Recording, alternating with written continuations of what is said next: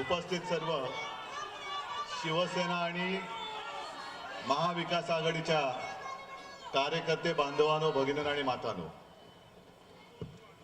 हल्ली मी काही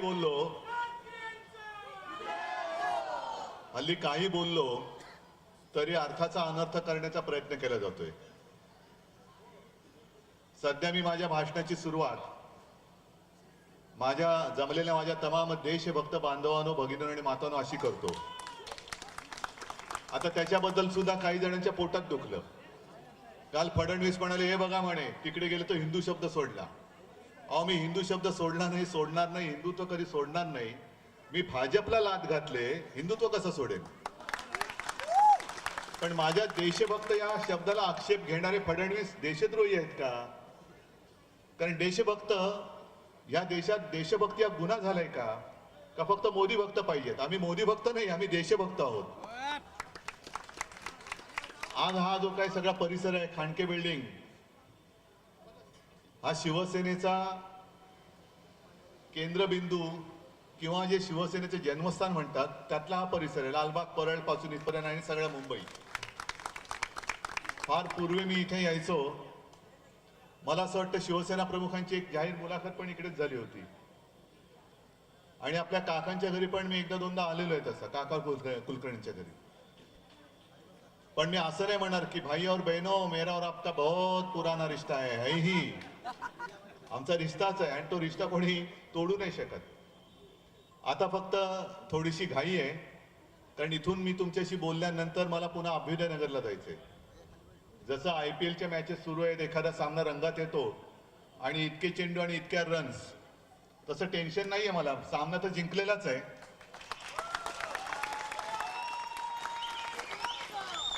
पण हा सामना आता जिंकल्यानंतर शेवटच्या 4 आणि 6 किती मारायच्या आहेत त्या मी मारतोय। काल मी लोकसत्ता परिवार जो आहे त्याला मुलाखत देताना एक मुद्दा मांडला होता, माझ्या मनात आला आणि मी बोललो। कारण ज्या पद्धतीने हल्लीचा भारतीय जनता पक्ष आणि विशेषतः नरेंद्र मोदी आणि त्यांचा सगळा कंपू वागतोय, वापरा आणि फेकून द्या। 2 वेळेला म्हणजे 14 आणि 19 साली शिवसेनेचा त्यांनी पाठिंबा घेतला, पंतप्रधान झाले आणि आता आपल्याला नकली सेना म्हणायला लागले, मला नकली संतान म्हणायला लागले। मी असंच काल म्हटलं की तो दिवस आता लांब नाहीये की एक दिवस मोदी संघाला सुद्धा नकली संघ म्हणतील। आणि काय म्हणा, मी बोललो खरा, पण आज इंडियन एक्सप्रेस मध्ये नड्डांचा एक इंटरव्ह्यू आलेला आहे आणि त्यांनी सांगितलंय, स्पष्ट सांगितलंय की आम्ही आता स्वयंपूर्ण झालेले आहे, भाजप आता स्वयंपूर्ण झाले, आम्हाला आता संघाची गरज नाहीये। म्हणजे पुढचा धोका जो आहे तो संघाला आहे। ज्याप्रमाणे सरदार वल्लभभाई पटेल यांनी संघावरती बंदी घातली होती, मोदींनी त्यांचा जगातला सगळ्यात मोठा पुतळा उभारलेला आहे। सरदार पटेलांना आम्ही सरदार पटेल म्हणतोच, लोहपुरुष ते होतेच, कारण त्यांनी कर्तृत्व दाखवलं होतं। पण त्याच कर्तृत्व दाखवताना त्यांनी संघावर बंदी घातली होती आणि मोदींनी जो पुतळा उभा केलाय याचा अर्थ आम्ही पटेलांकडनं हिंमत घेतली, पण मोदींनी त्यांनी संघावरती जी बंदी घातली होती तो गुण घेतलाय की काय? म्हणजे पुढचा धोका जो आहे तो संघाला आहे। 2025 साली मला वाटतं संघाचे 100 वर्ष पूर्ण होत आहेत। मी सकाळी जे प्रेस कॉन्फरन्स घेतली त्याच्यात असं म्हटलं की आपल्या मराठीत आपण बोलतो की 16वं वरीस धोक्याचं, तसं संघाच्या बाबतीत आता 100वं वरीस धोक्याचं होतंय। म्हणजे 100व्या वर्षी संघच असणार नाही।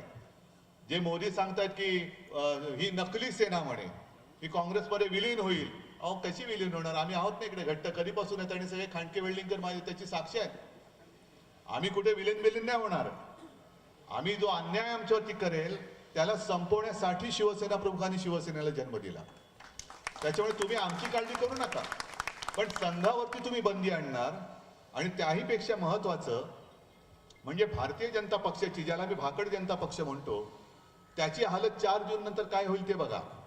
कारण सरकार कोसळल्यानंतर तुम्ही सगळे जे काही भाडुत्री गोळा केलेत, काल इकडे सुद्धा सगळे जमले होते ना, सगळे भाडुत्री, कोणी हक्काचं कोणीच नाही।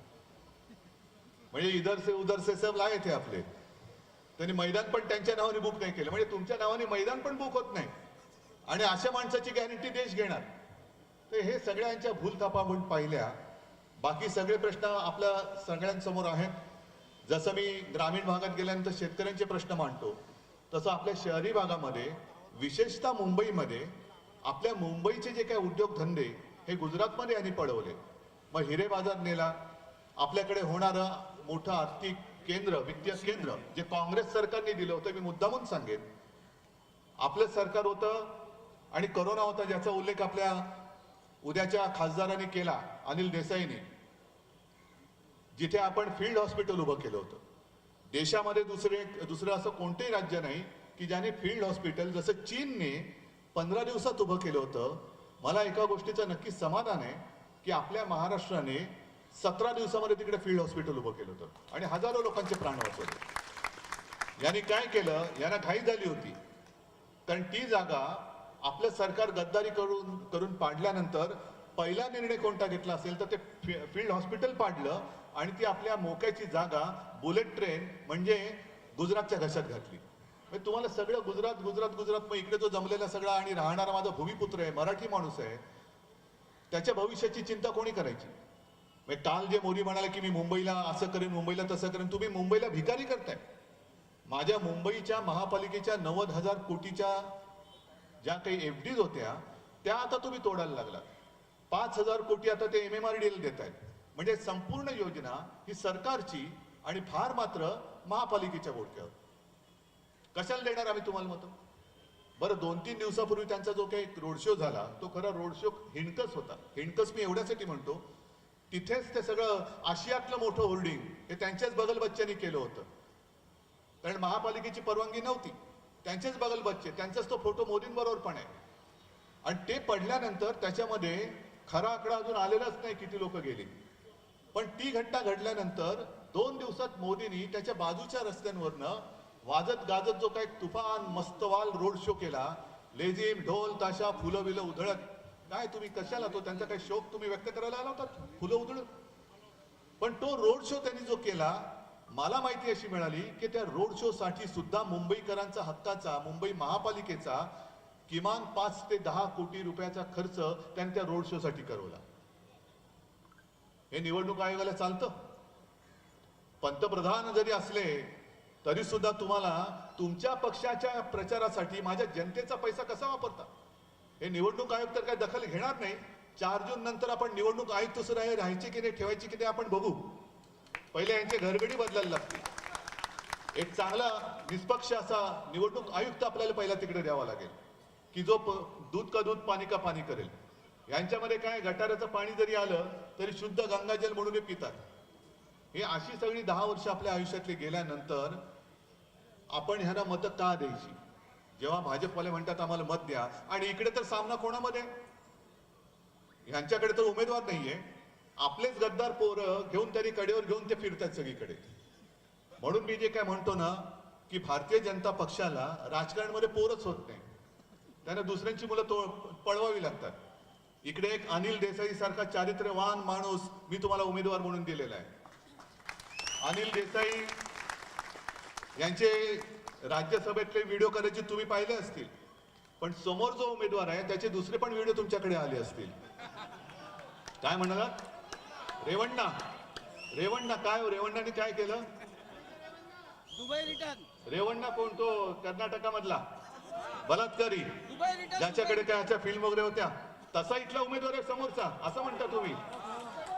मी नाही बघितला. Dubai return. पण म्हणजे एवढं सगळं तुमच्यापर्यंत पोहोचलंय, मग तुमचा प्रतिनिधी जो देशातल्या लोकसभेत जाणार तो रेवण्णा पाहिजे का शुद्ध चारित्र्याचा अनिल देसाई पाहिजे? हा विचार तुम्ही करायचा. काय रे, तुम्हाला पण मी विचारतो, तुम्हाला कोण पाहिजे? आपला हाच पाहिजे ना. मग काय प्रचार कशाला करायला पाहिजे? हे सगळे असे चारित्र्यहीन, गद्दार, भ्रष्टाचारी हे जमवून तरी त्यांना काय ते पूर्ण पडत नाही. म्हणून कोणतरी एक नावाला पाहिजे, कारण उद्धव बाळासाहेब ठाकरे म्हटल्यानंतर कोणतरी एक आडनावाचा पाहिजे. तो सुद्धा घेतलाय भाड्यानी.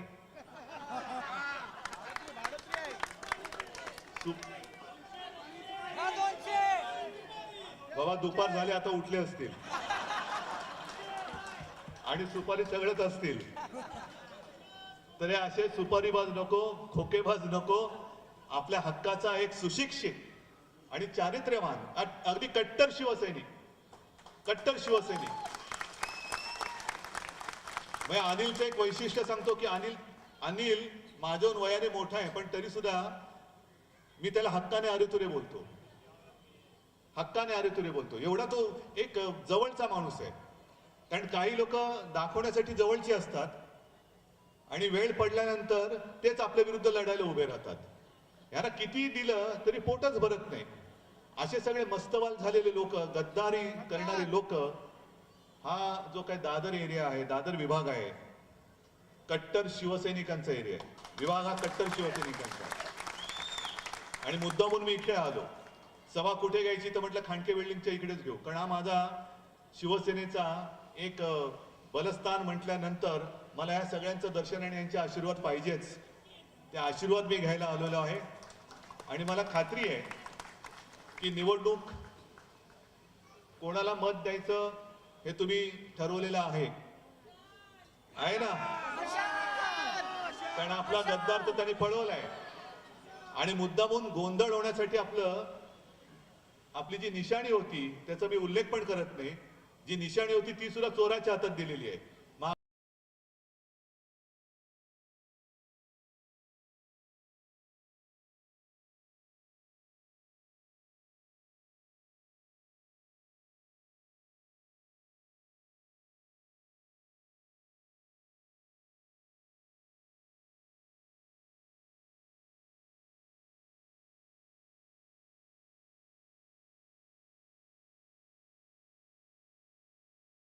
वाटतंय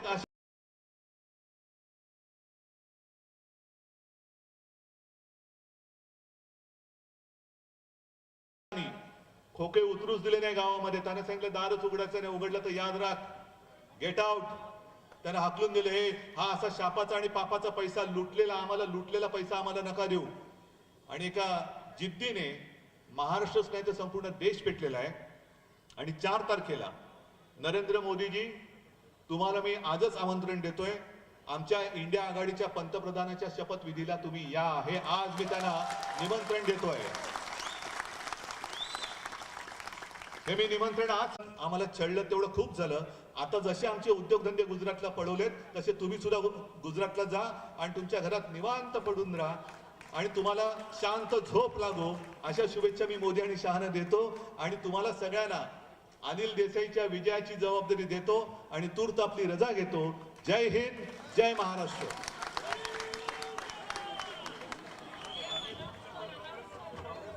काँग्रेस पक्षातर्फे उद्धवसाहेब ठाकरे यांचा सत्कार करण्यात येत आहे. त्याचबरोबर